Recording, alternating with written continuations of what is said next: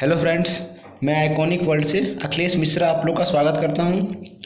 चलिए फ्रेंड्स, आज हम लोग जनरल साइंस का कुछ इम्पोर्टेंट क्वेश्चन पढ़ते हैं और साथ ही साथ कुछ इम्पोर्टेंट फैक्ट भी पढ़ेंगे, ठीक है, जिससे कि एग्जाम के पॉइंट ऑफ व्यू से थोड़ी इम्पोर्टेंट हो जाएगा, ठीक है। चलिए, हम लोग का पहला क्वेश्चन जो है वह क्या है, नींबू का पीएच मान कितना होता है, ठीक है फ्रेंड्स। तो आपको बताना है नींबू का पीएच मान कितना होता है। तो मैं कुछ आपको समय देता हूँ, इसमें आप सोच करके कमेंट कर दो, ठीक है। चलिए, ये सी नंबर 2.2, नींबू का पीएच मान 2.2 होता है, ठीक है फ्रेंड्स। तो ये बात आप लोग ध्यान में रखिएगा। ओके फ्रेंड्स, नींबू का पीएच मान कितना होता है, तो 2.2 होता है, ठीक है। अब अगर बात करें 6.4, ठीक है, तो दूध का पीएच मान जो होता है वह 6.4 होता है, ठीक है फ्रेंड्स। ये ध्यान में रखिएगा। रक्त खून ब्लड का जो पीएच मान होता है वह 7.4 होता है। 7.4 ब्लड का रक्त का पीएच मान होता है, ठीक है। 8.4 जो है यह समुद्री जल का पीएच मान कितना होता है, तो 8.4 होता है, ठीक है फ्रेंड्स। इसको ध्यान में रखिएगा। अगर पूछ लिया जाए लार का पीएच मान कितना होता है, तो 6.5 जो होता है वो लार का पीएच मान होता है, ठीक है। कभी कभी एग्जाम में शराब का भी पीएच मान पूछ दिया जाता है, तो शराब का पीएच मान 2.8 होता है, ठीक है फ्रेंड्स। तो ये सारे क्वेश्चन आप लोग के एग्जाम के लिए बहुत ही ज़्यादा इंपॉर्टेंट है, ठीक है। तो चलिए हम लोग नेक्स्ट क्वेश्चन पे आते हैं।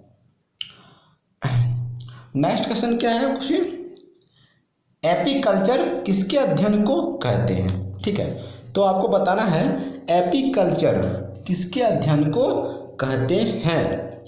ये फ्रेंड्स क्वेश्चन जितने भी हैं वो सारे प्रीवियस ईयर है, कल किसी ना किसी एग्जाम में आया हुआ है और अपकमिंग एग्जाम के लिए बहुत ही ज़्यादा इंपॉर्टेंट है, ठीक है फ्रेंड्स। तो एपीकल्चर किसके अध्ययन को कहते हैं, तो मधुमक्खी पाला जो जाता है उसके मधुमक्खी के अध्ययन को एपीकल्चर कहा जाता है, ठीक है फ्रेंड्स।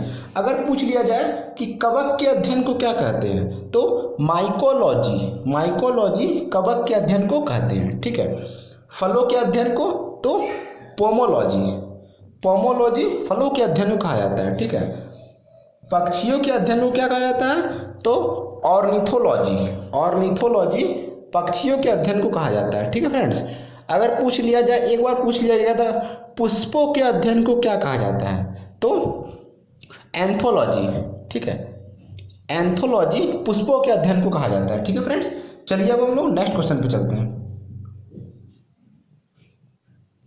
नेक्स्ट क्वेश्चन है बॉस इंडिकस किसका वैज्ञानिक नाम है, ठीक है फ्रेंड्स। बॉस इंडिकस किसका वैज्ञानिक नाम है ये आपको बताना है।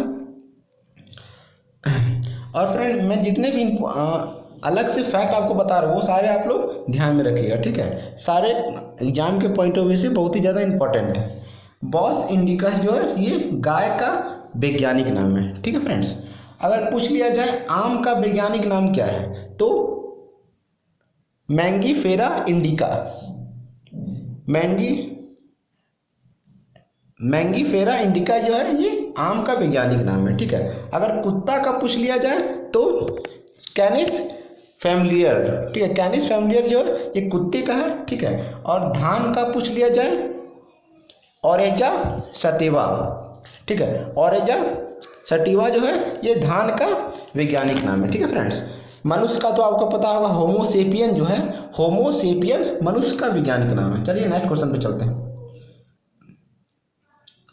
नेक्स्ट क्वेश्चन है कवक की कोशिका भित्ति किसकी बनी होती है, ठीक है। तो कवक की कोशिका भित्ति किसकी बनी होती है ये आपको बताना है, ठीक है फ्रेंड्स। तो कवक की कोशिका भित्ति जो है वह काइटिन की बनी होती है, ठीक है। ये ध्यान रखिएगा, कवक की कोशिका भित्ति काइटिन की बनी होती है, ठीक है फ्रेंड्स।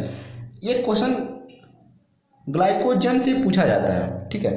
ग्लाइकन जो होता है वह कवक में भोजन के रूप में पाया जाता है। अगर आपसे पूछ लिया जाए कवक में भोजन के रूप में क्या क्या पाया जाता है, तो ग्लाइकोजन कवक में भोजन के रूप में पाया जाता है, ठीक है फ्रेंड्स। तो ये आप लोग ध्यान में रखिएगा। चलिए नेक्स्ट क्वेश्चन में चलते हैं। माइटोकॉन्ड्रिया की खोज किसने की थी, माइटोकॉन्ड्रिया की खोज किसने की थी ये आपको बताना है, ठीक है। चलिए तो ए नंबर, अल्टमैन ने माइटोकॉन्ड्रिया की खोज की थी 1886 में की थी। कब की थी? 1886 में। ये इंपॉर्टेंट नहीं है। माइटोकॉन्ड्रिया की खोज किसने की थी? तो अल्टमैन ने की थी। ये इंपॉर्टेंट है, ठीक है। और माइटोकॉन्ड्रिया नाम किसने रखा था? तो बेडा, ठीक है। बेंडा जो है ये इन्होंने माइटोकॉन्ड्रिया नाम रखा था। किसने रखा था? तो बेंडा जो है इन्होंने नाम रखा था, ठीक है। ये आप लोग ध्यान में रखिएगा, ठीक है फ्रेंड्स। माइटोकॉन्ड्रिया जो है यह कोशिका का श्वसन स्थल है। अगर क्वेश्चन में पूछ लिया जाए कोशिका का श्वसन स्थल क्या है, कौन है, तो माइटोकॉन्ड्रिया है, ठीक है फ्रेंड्स, ध्यान में रखिएगा। अब ये जो है गोल्जी, ठीक है, कैमिलो गोल्जी, ठीक है। गोल्जी काय का खोज जो है वो कमीने गोल्जी ने की थी, ठीक है। अगर आपसे पूछ लिया जाए कि राइबोसोम की खोज किसने की थी, ठीक है, तो आपका आंसर क्या होगा? रॉबिन्स एवं ब्राउन्स ने, ठीक है। रॉबिन्स एवं ब्राउन्स ने राइबोसोम की खोज की थी 1953 में की थी, ठीक है फ्रेंड्स। चलिए नेक्स्ट क्वेश्चन में चलते हैं। नेक्स्ट क्वेश्चन है आत्मघाती थैली के नाम से किसे जाना जाता है, ठीक है फ्रेंड्स। आत्मघाती थैली के नाम से किसे जाना जाता है ये आपको बताना है।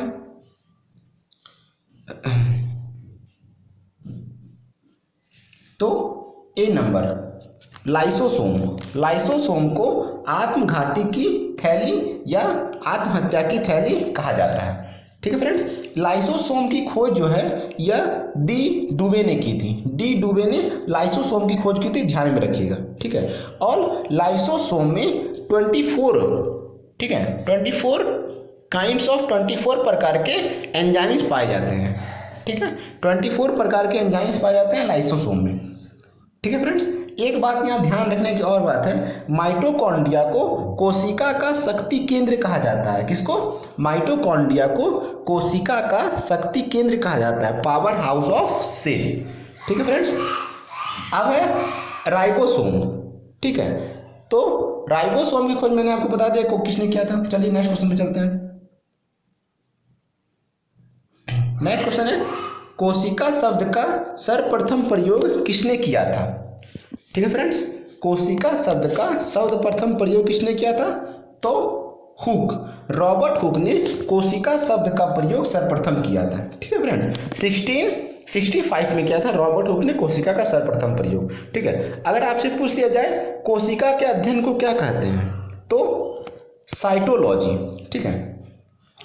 साइटोलॉजी, कोशिका के अध्ययन को साइटोलॉजी कहा जाता है, ठीक है फ्रेंड्स, ये ध्यान में रखिएगा। कोशिका के अध्ययन को साइटोलॉजी कहा जाता है। अगर पूछ लिया जाए सबसे लंबी कोशिका कौन सी है, तो तंत्रिका तंत्र की कोशिका जो होती है वह सबसे लंबी कोशिका होती है, ठीक है।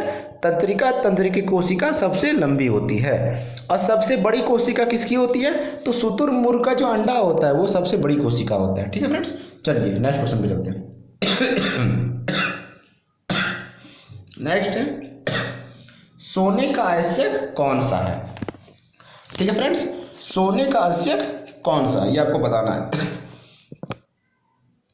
तो ए नंबर, सिल्वेनाइट जो है वह सोने का आवश्यक है। सोने का दो आवश्यक है, ठीक है, एक सिल्वेनाइट और एक कॉल्वेराइट, ठीक है। सिल्वेनाइट और कॉल्वेराइट जो है वह सोने का दो आवश्यक है, ठीक है फ्रेंड्स। ये क्यूप्राइड जो है, क्यूप्राइड तांबे का आवश्यक है, ठीक है। क्यूप्राइड तांबे का आवश्यक है, ठीक है। और तांबे का एक और आवश्यक है कॉपर पायराइड, ठीक है। क्यूप्राइड और कॉपर पायराइड तांबे का आवश्यक है, ठीक है। रूबी सिल्वर जो है यह सिल्वर का आवश्यक है, ठीक है। रूबी सिल्वर और हॉर्न सिल्वर दोनों सिल्वर का आवश्यक है, ठीक है। चलिए नेक्स्ट क्वेश्चन चलते हैं। नेक्स्ट क्वेश्चन है रेडियम की खोज किसने की थी। रेडियम की खोज किसने की थी, तो इसका आंसर है ए नंबर, मैडम क्यूरी, ठीक है। मैडम क्यूरी ने 1898 में रेडियम की खोज की थी, ठीक है, ये ध्यान में रखिएगा। अगर बात करें फैराडे की, तो विद्युत चुंबकीय प्रेरणन की खोज फैराडे ने 1831 में की थी, ठीक है। डाल्टन ने किसकी खोज की थी, तो परमाणु की 1808 में डाल्टन ने परमाणु की खोज की थी। चलिए नेक्स्ट क्वेश्चन पे चलते हैं। चलिए नेक्स्ट क्वेश्चन है, वह उपकरण जिसके द्वारा ध्वनि को दूर स्थान पर ले जाया जाता है। थोड़ा टफ क्वेश्चन है। वह उपकरण जिसके द्वारा ध्वनि को दूर स्थान पर ले जाया जाता है, उसका नाम क्या है? तो मेगाफोन। मेगाफोन के द्वारा ध्वनि को दूर स्थान पर ले जाया जाता है। ठीक है फ्रेंड, इसको ध्यान रखिएगा। चलिए अब बोलेगा ओडोमीटर किसको मापने का यंत्र है? ठीक है, ओडोमीटर जो है यह पहिए वाली गाड़ी द्वारा चली गई दूरी मापने के लिए ओडोमीटर का यूज करते हैं। ठीक है, पायरोमीटर से क्या करते हैं? तो दूर स्थित वस्तुओं के तापमान को ज्ञात करने के लिए पायरोमीटर का यूज करते हैं। ठीक है फ्रेंड्स।